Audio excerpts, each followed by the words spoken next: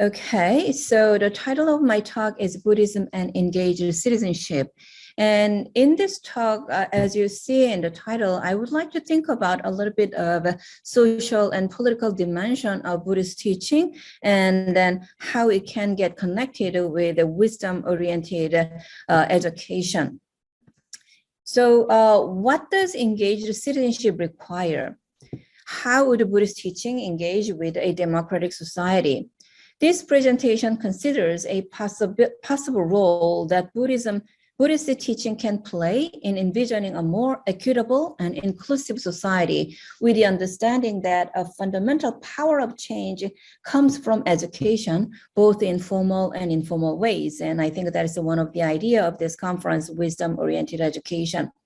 So in this presentation, I examine some of the basic ideas of democracy and their pitfalls, their problems, and then Buddhist approach to these problems by taking the example of human rights discourse. And I will also think about the different ideas of wisdom, because we are thinking about the wisdom-oriented education, and I would like to think about what we mean by wisdom and what different ideas of wisdom we can think about. And I will conclude my talk by considering some of fundamental conditions we need to keep in mind in envisioning wisdom-oriented education. So I will start with a kind of the case which might not be relevant to those people who are outside of US, but I think it will give you some idea about the kind of problem we face in democracy. So in the landmark US Supreme Court case, Brown versus the Board of Education in 1954, the US Supreme Court ruled that the segregation in public schools violates the constitutionally guaranteed equal protection by the law of the US citizens and ordered the termination of the segregation in public schools. As I mentioned before, that this might not sound like a big thing for people outside of US, but this is one of the deciding moment, which really shows the kind of racism in America and how to kind of terminate that the racism. Now, 14th Amendment of the US Constitution that proclaimed equal protection by the law passed in 1868. Now, this Supreme Court case happened in 1954. In other words, it took more than 80 years to end the segregation in public schools, even after the law confirmed the equality of US citizens and allowing the children of colored people to suffer from the extremely poor educational condition compared to white children. Now, this is an example of how democracy functions, but at the same time malfunction. Democracy, together with the ideas of equality, fairness, and freedom, and constitutionalism, have been understood as a most desirable form of social structure in our time. However, in order for democracy to function as it was designed to do, fundamental elements in democracy needs to be ready to play their roles. Democracy, by definition, means the rule, kritia, by the people, demo. But who are the people of the democracy? And should the rule by the people be necessarily better than, say, the rule by an individual or monarchy? We usually trace back to Greek society about the origin of democracy. But even at the time, the beginning of democracy, the people did not mean everybody. The people did not include slaves nor women. In modern time, the modern nation state emerged with a promise to offer freedom and equality to all the members of the nation state. This promise, however, has yet to be realized. Even today, this idea of freedom and equality to all the members of the nation state is not being realized. At the dawn of the modern time, the bourgeoisie that demanded equality of all beings against the aristocrats who had enjoyed the inherited wealth and social status. Against such a practice, the newly emerged bourgeoisie, with their newly accumulated wealth after the Industrial Revolution, claimed the equality of all beings, be they an aristocrat or a bourgeoisie. In other words, this kind of new group of citizens trying to demonstrate that whether you are a wealthy, privileged aristocrat or a bourgeois, we are equal. So they wanted to demonstrate this. All beings, however, did not include everybody, but excluded factory workers, those who do not have, women, and so on and so forth. In other words, socially marginalized people were again excluded in this demand for equality for all, and the nation state created its own hierarchical social structure, which continues even nowadays. Now, this is actually the reality of democracy in our time. And interestingly, if you look at modern East Asian thinkers, there were philosophers who actually made a connection between these problems of democracy and political system and social issues with a Western mode of thinking, especially Western logic. One such figure was Pak Chiu in Korea. So Pak Chiu was the first generation Korean philosopher who learned philosophy, Western philosophy, as an academic discipline. And he kind of challenges Western formal logic as a problem. So if you think about the foundational logic of Western philosophy, it consists of the Aristotelian proposals of identity, contradiction, and excluded middle. So this formal logic is based on the idea that each entity, each being is independent and has a separate identity, which cannot overlap with others. So let's try to understand this structure by using an example of a rose. So first level, a rose is a rose. This is identity principle. And then the second layer, it says a rose cannot be the same with a non-rose, say water. Rose is not water. It might sound right, but I will show the problem. If one says a rose is a rose and also water, this statement constitutes a contradiction, so you cannot say that.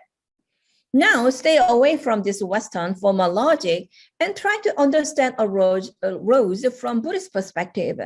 We all know that in Buddhism, nothing has an independent entity, independent essence, and everything is a result of conditions and causes.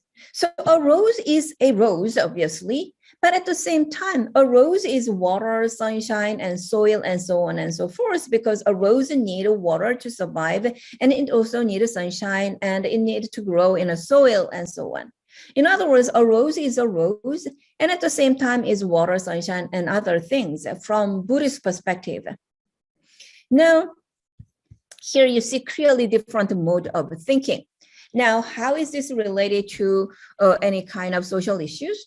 Pak Chiu actually make a connection between the two, this idea of logic and the social problem. Pak says, quote, the one-to-one of the formal logic is possible only when this one is an abstract concept. But when applied to reality, the one-to-one is completely impotent. And the quote, that is because 1 + 1 for Pak does not always make 2. The bourgeois 1 and the factory workers 1 are not the same because their power is different. The illusion of the logic of 1 is equal to 1 is, Pak argues, what makes the totalitarian fascism in Europe possible. And that this is the source of one of the source of problems in a democratic society, as I kind of trying to explain to you by using the case of Supreme Court case in the United States. Now, understanding the idea that an individual cannot be just an individual, but the combination of all these different factors that make contribution to the existence of that individual, Bach declares, quote, I am a plural singular, end quote. This is exactly Buddhist idea of no self, right? One's existence becomes possible because of diverse factors that make contribution to the existence. The Western formal logic that takes only singular deviates from the occurrences in real world, in which each being is more than just an independent and individual entity. Against the theory-oriented formal logic, Pak Chiu proposes a kind of what he calls a relational relationship or engaged relationship among the beings, through which one can see reality as a living situation instead of a dead one. And this is a kind of mode of engagement. Like when you apply the formal logic one-to-one, there is a fixed the kind of identity. Whereas if you really begin to engage with the situation, you kind of get a different relationship. So he gives an example of a rundown house. When you encounter a rundown house, if you just see it as an object, that one, you would say that, oh, there is a house which is broken down. However, Pak Chiu says that if you really look at this house, rundown house, from an engaged perspective, and you should be able to see the hardship of the people living in the house, living in that rundown house, by just encountering the house. Even further, by encountering a rundown house, you should be able to see the problem of the society which allow its members to live in that kind of condition. So these kind of examples shows us that the kind of difference that one can have a relationship with the external reality, depending on what kind of logic we are using, we are employing. Right? And another Korean philosopher in modern time, Baek Sung-wook, even moves further from there. Baek Sung-wook was the first generation of modern Korean Buddhist monk who studied Western philosophy in Europe, in Germany. Because he studied in Germany, studied Western philosophy, he constantly made a comparison between Buddhism and Western philosophy. And he asked himself, what are the characteristics of a Buddhist philosophy? And he says that Buddhist philosophy is distinctive from its Western counterpart because Buddhism emphasizes personal practice. In other words, personal practice, which requires embodiment, 자증 in Korean, embodiment of philosophy in one's life. And this is important fact for us because in Western philosophy, usually philosophy is about ideas, whereas whether you apply that ideas to your life is individual's choice. On the other hand, what Baek is saying here is that for Buddhism, the Buddhist philosophy is a combination of ideas, Buddhist teaching, plus how one actually practices that teaching. So the dimension of practice or action is a characteristic of Buddhism that distinguishes the tradition from Western counterpart, Western philosophy. And this is a really important distinction that we need to keep in mind when you think about the difference between a Western philosophy and Buddhist philosophy. He also talked about the Western logic and how Buddhist logic would approach social issues differently. And against this Aristotelian logic of identity, excluded middle, and contradiction, which I explained before, he uses Buddhist what is known as four-cornered logic, cactus critique, and he kind of give an example of equality. So when you think about equality, we usually are so accustomed to a common sense idea of a bipolar approach to this idea, equality versus inequality. And obviously, equality is good and inequality is bad. Baek Sung-wook approaches it differently from Buddhist perspective. So here is different kind of stage. First, equality is equality. This is the same as the first layer, same as Aristotelian logic. This is the case, at least in theory, he says. In theory, we can say equality is equality. And in view of human nature, because human being tends to like to have an equality in a society. However, second level is that equality is not equality. This is Buddhist logic. That is because where there is no inequality, there cannot be equality. In other words, when we think about equality, we are already encountering inequality. If there is no inequality, we don't have to think about equality. So equality is not equality. Third, equality is neither equality nor inequality. In other words, if one were to realize equality, they must assert that equality amounts to inequality and that inequality amounts to equality. Because if you emphasize equality without being aware of inequality, that becomes an essence of inequality, which does not make sense from Buddhist perspective. So equality is neither equality nor inequality. Now, if we look at these three stages, then we see that this is really common, very common Buddhist idea of identity. Buddhist identity is based on interconnected things, interconnectedness of everything. So in Buddhist sutras, Buddhist texts, we find a lot of this kind of explanations. I chose Canons, 6 platform sutra. And then here you see this passage quote, darkness is not darkness by itself. Because there is light, there is darkness. Darkness is not darkness by itself. With light, darkness changes. And with darkness, light is revealed. Each mutually causes the other. If you kind of replace darkness and light with equality and inequality, the idea is the same. And not only Chan Buddhism, Hawaiian Buddhism also use a lot of this kind of a complementary identity, and Hawaiian Buddhism called it mutual identity and mutual penetration. Now, when we think about light and darkness and say that they are mutually interconnected, it's relatively easy to persuade people. But when we apply this idea of interconnectedness to social issues or moral values, we will encounter a rather delicate situation because of a clear preference of right and equality over wrong and inequality. In other words, if you tell people that equality and inequality, they are mutually connected, people really feel hesitance because people think that equality should be better than inequality. Same the case with the right and wrong. And Baek Sung-wook make a very interesting and important comment on this situation. He says, quote, that equality is neither equality nor inequality is the final line of defense against extremism, end quote. In other words, we know that the bad thing or negative thing needed to be checked, but we tend to think that good things should be always good. But what Baek Sung-wook says, and what Buddhism actually says, is that virtue needed to be checked as much as vice. And this is another important message we think about when we think about the wisdom-oriented education.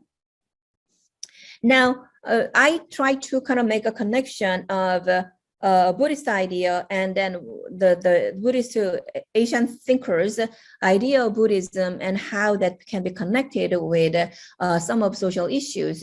Now, I'd like to use the idea of or the human rights discourse as an example case study of Buddhist engagement with social issues. Since the promulgation of the Universal Declaration of the Human Rights in 1948, the human rights discourse is gaining increasing attention, and it's getting more and more important as the world is experiencing a lot of refugee issues and violence and so on and so forth. However, Buddhism has been critical about some of the human rights discourse. And there are a lot of different kind of responses to human rights discourse from Buddhism's perspective, but I just selected 3 issues here, which are relevant to our discussion today. The first one that Buddhism is kind of critical about the human rights discourse is that human rights discourse is based on individualism. In other words, I have a right. So this I as an individual subject who is the owner of rights kind of promote individualism, which is Buddhism trying to dissuade. The second problem is that emphasis of rights without corresponding emphasis on responsibilities. In other words, when people say I, the subject, have a right to do and right to that, because of emphasis is on the self, the kind of the accompanying responsibilities become ignored, and that situation is getting worse and worse. And third problem from Buddhist perspective is an adversarial nature of the rights discourse, because people say, I have a right to do this or that. This I is understood as opposed to others, and the relationship between I and others is really adversarial. So claiming my right hampers one's capacity to understand others with empathy, and social relationship turns hostile, which is opposite of what Bakchiu explained through relational engaged relationship. But if we really look at the original or the text of the Universal Declaration of the Human Rights of 1948, this Universal Declaration of Human Rights does not say that I or you have a right to do or to that. The expression is not I or you, but it states everybody. Everybody has a right to do this or right to do that. In other words, the foundational idea is equality of all beings, not to give priority to the individualistic approach to rights. Now, then how would Buddhism remedy this kind of problems? One of the proposal was proposed by J. Garfield, a well-known Indian Buddhist scholar. In his article, Human Rights and Compassion, he proposes that compassion should be the foundation of human rights discourse. And he explained this by kind of tracing back to the origin of human rights discourse. When human rights discourse emerged during the Enlightenment period in Europe, the modern liberal moral theory, they made a distinction between the private and the public. And moral cultivation belongs to the private domain, which liberalism refuses to interfere in order to protect the private life. This distinction between public and private is so strong in Western discourse. So individuals' moral cultivation, from a liberalist perspective, individuals' moral cultivation belongs to private life. However, Garfield says that individuals' moral cultivation cannot be a private issue, since it has a direct impact on the person's well-being that cannot be separate from the well-being of the society in which the person exists. So Garfield suggests that we adopt, quote, compassion as the foundation of our moral outlook and try to reconstruct what we can of a liberal account of rights and duties upon that foundation. So this is one of the proposals Buddhism getting engaged with, and compassion cannot be separated from wisdom. Now, the obstacle of such a kind of proposal from Buddhist perspective or non-Western perspective is clear. Incorporating the ideas from the Asian tradition within the right discourse, which have existed for several hundred years in the West, is not an easy task. That is especially the case given the power dynamic between the East and the West. Fortunately, some of the scholars or professors who are teaching courses on human rights in the US make efforts to address the concerns expressed from the non-Western traditions regarding the human rights, like the idea of compassion or moral cultivation should be part of human rights discourse. But the trend, such a kind of trend is still a minority position. And I'm hoping that more and more American scholars, American professors incorporate this non-Western kind of suggestions to improve the human rights discourse. Now, so the kind of examples I offered you so far, the efforts that have been made by Buddhist or Asian thinkers, Bakchiu, Baek-Sang-ok, or Garfield, provide us a glimpse of what wisdom-based education should and could look like.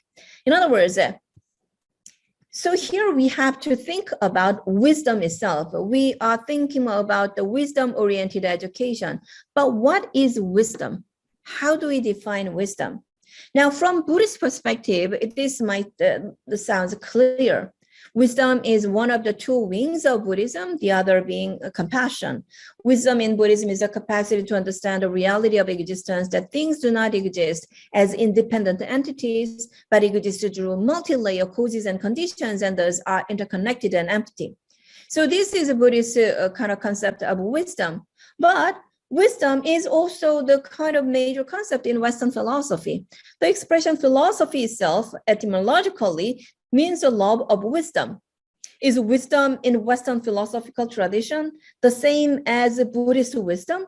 We have to think about this when you think about the wisdom-oriented education. Now, how about other field? Here, I'm kind of presenting you the idea in data science. Nowadays, everything is technology-driven. And in the data science, what is known as DIKW pyramid or wisdom hierarchy is very well known for a while now. Here you see a triangle in which in this triangle, the widest part of the bottom is located data. From data, we create information. From information, we create a knowledge. From knowledge, we create a wisdom. The kind of idea itself sounds logical, but then what kind of wisdom do they have in mind when the data scientists and the people are talking about this, right? So there are several kind of origins of this kind of wisdom hierarchy, and one of the such the source was T.S. Eliot's 1934 play poem called titled "The Rock." This one is a similar ambience as the 1922 The Wasteland kind of ambience, but here at the very beginning, Eliot says this quote: "Where is the life we lost in living? Where is the wisdom that we have lost in knowledge? Where is the knowledge that we have lost in information?" So once again, when you think about the wisdom-oriented education, obviously we are not we are challenging the knowledge acquisition-based education, but what is our concept of wisdom, right? Another basis of this, the wisdom hierarchy is from a very short article called "From Data to Wisdom" by the philosopher of science, Russell Edcoff. And in his very short essay, he kind of defined these 4 items like follows: data as symbols that represent the properties of objects and events. Information is processed data. Knowledge answers to how-to questions. And wisdom deals with values. It involves the exercise of judgment. Now, I mean, still it's not clear what they mean by wisdom, but we can clearly see now the kind of the differences between data and wisdom. From data, as we move from data to information, from information to knowledge, from knowledge to wisdom, we see that there are some kind of differences. From data to wisdom, meaning and value increase. Data are algorithmic and programmable, and then as we move from data to wisdom, such possibilities diminish. And wisdom, because wisdom is non-algorithmic and non-programmable, but wisdom has a heavy dependency on human agency. In other words, the human beings' kind of function increases as you move from data to wisdom, and this human agency means the human cultivation, I would say. So in a way, the wisdom is connected with cultivation, and wisdom is also an action. One cannot simply possess wisdom without embodying it. One can possess data, but one cannot possess wisdom. Right? So then I think this kind of brings us together, puts things together from all your ideas that I presented. Baek Sung-wook mentioned that Buddhism requires direct experience and embodiment of wisdom. Park Chi-woo mentioned that philosophy means action and relational relationship with the reality at hand. And Jay Garfield emphasized compassion as the foundation of the right discourse. So here I would like to borrow, by putting them together, I would like to borrow an idea from Joseph Chan, who's actually the professor at the University of Hong Kong. In his book, in which he kind of discussed together Confucianism and liberal democracy, he makes this statement: modern society focuses on civic education, but ignores the moral education, which means that modern society trains people to be good citizens, but not necessarily good human beings. But good human beings, obviously, are needed in order for good citizens to exist. So he said, quote, a humanity-based moral education seems more effective than a citizenship-based civic education in instilling the virtues that promote the health of democratic institutions and processes, end quote. And he says, when political leaders are not good, citizens can sanction them through elections and other constitutional devices. But if the citizens themselves are not good, elections do not change this. So I'd like to borrow this idea about the importance of moral education, importance of creating a good human beings, but I would also add that the good citizenship is important, right? So to conclude, in a way that wisdom-oriented education of Buddhism should not limit the idea of wisdom to the Buddhist tradition, but should engage itself with the various concepts of wisdom, Buddhist wisdom, Western philosophical wisdom, or even the data science. The characteristics of Buddhist teaching, such as wisdom as action, embodiment of teaching, and compassion, should be incorporated into the education.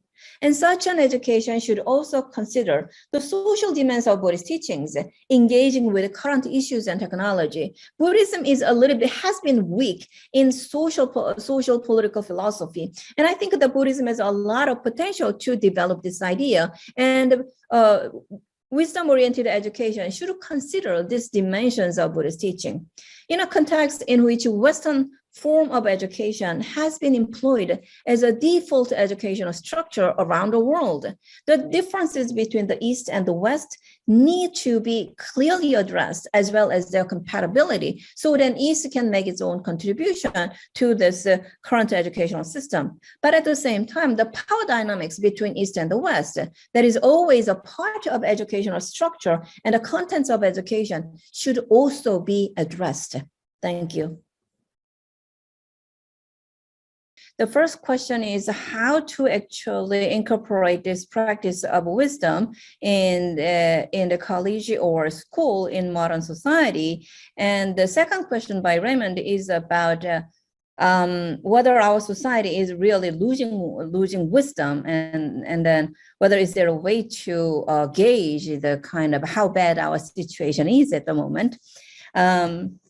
So to think about the first, how should we incorporate the wisdom? This is a conference on wisdom-oriented education. But though my approach is that what I try to say in my presentation is really to think the critical approach to wisdom itself. So when we say that how should we incorporate wisdom in the education, the assumption is that we know what wisdom is.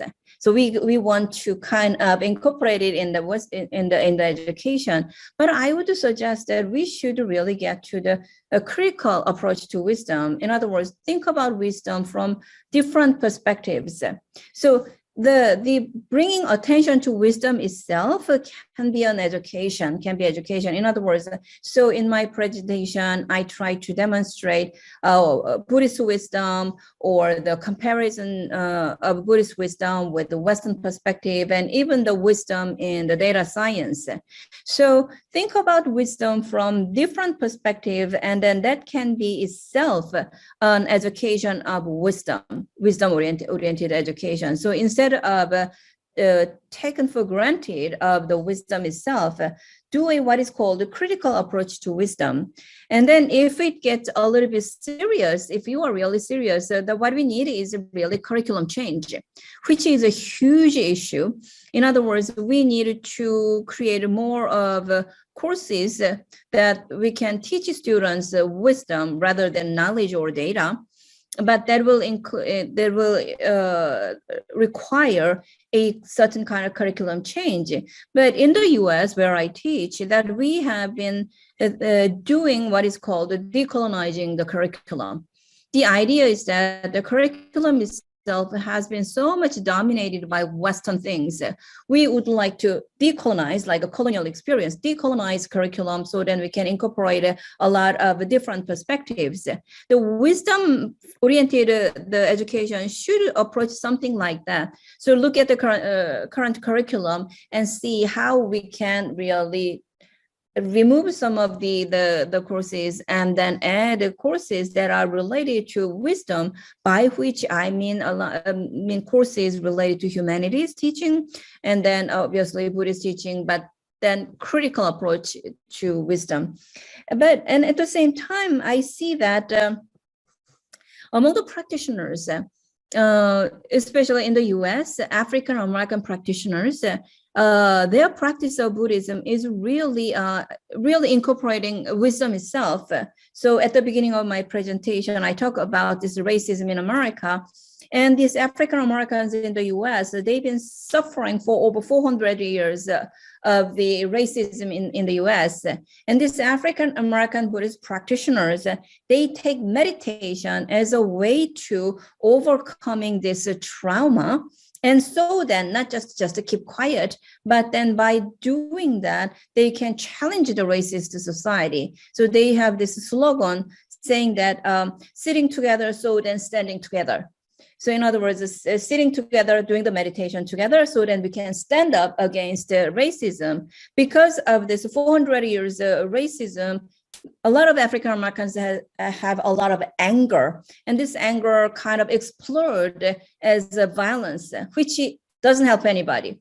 But these African American practitioners, they say they know the problem, so they try to meditate so that they can calm down themselves, so that they can kind of create the kind of power to resist racist America. So in other words, this kind of practice itself is really wisdom-based kind of practice, right? So this their practice of meditation help them to wisely get through this situation.